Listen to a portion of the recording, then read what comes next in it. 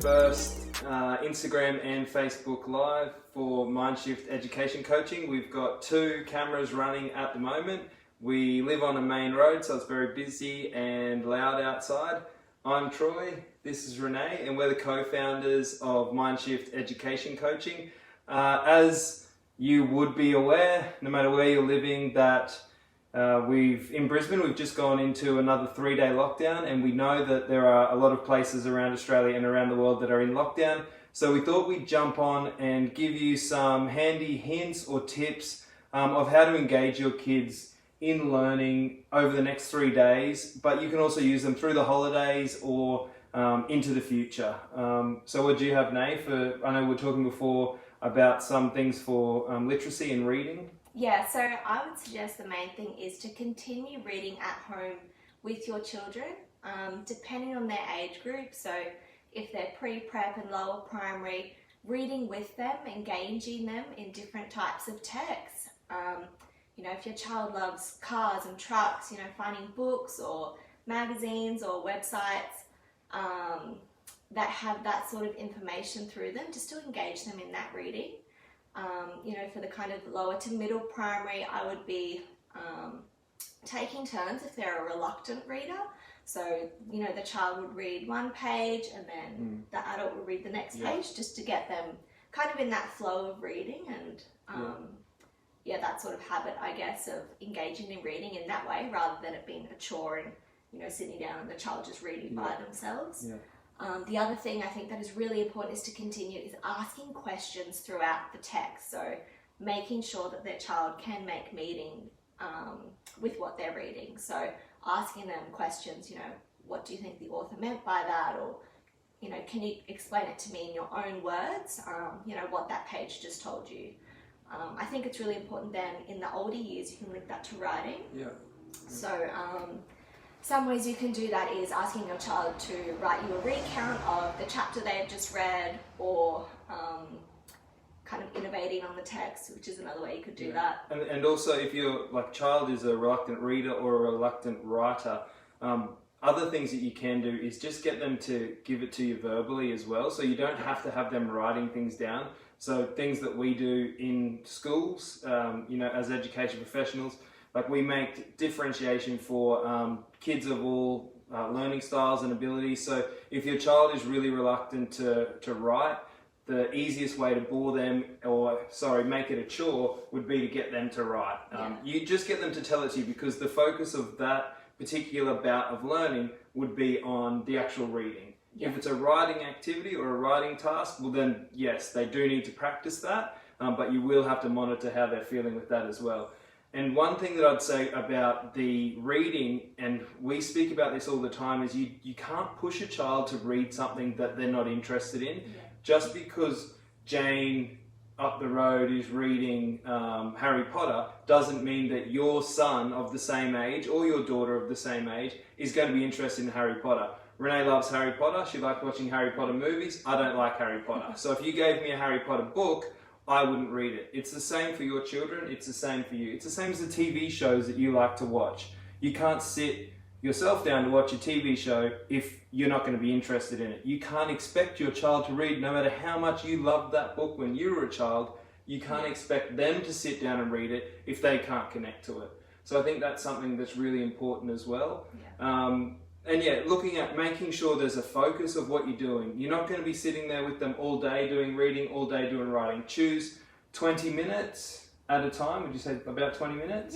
Because you've got to remember, you're not the teacher as well. So you're going to find it a lot harder to have them buy into what you're doing as a parent, I would say. I agree. So, and then I think if we move over to the maths side of things, because we do want to make this quick, because you know, we don't really know if you can even hear us at the moment, or if anyone's even watching, but that's fine. This is our first go at it. Moving over into maths, and this is what I say to people all the time, you need to give your children the opportunity to experience maths in the environment, because that's what they're going to connect to. You do need to give them time to sit down with a pencil and a paper or an iPad and actually write down some problems and use algorithms. That is an essential part of maths, because that builds into it. But what were we talking about? This afternoon we looked at like using a packet of pasta to teach about weight. Now, to 500 grams on the packet of pasta, you could use that all different ways. So you could use times tables with that. You could give them looking at weight itself. You could break 500 down, partition the number into how many hundreds there are, how many tens there are, how many ones there are. You could use, so say that we have a 500 gram packet of pasta. We need more for Nan and Pop who are coming over. So we're going to add another 500 gram packet of pasta. How much do we have there? So these are things that are really easy and really accessible in lockdown when you're stuck at home. Yeah. Things that you can do. You know, it's coming up to Easter. Like with your really young children, you can be talking about that if the Easter Bunny brings you 5 eggs and we eat 2 of them, okay, how many do we have? Like, it's always an opportunity. Like, your kids are going to follow your lead, basically. Yeah. And I think with that, it's really important to like have those visuals, particularly in the younger years. So having those Easter eggs out, showing them, taking them away, so the child can visually see what that number represents. Yeah. And, you know, I know for us personally, it's about, like, we really believe that education has like the power to empower your child, and there's nothing more disheartening for a child than going into a classroom and feeling like they're not capable. Now, a competent and experienced teacher will make them feel, you know, in a way that they can do things, and they will teach them that. But at home, like, it's really important that you install in them that love of learning, and that learning's not a chore.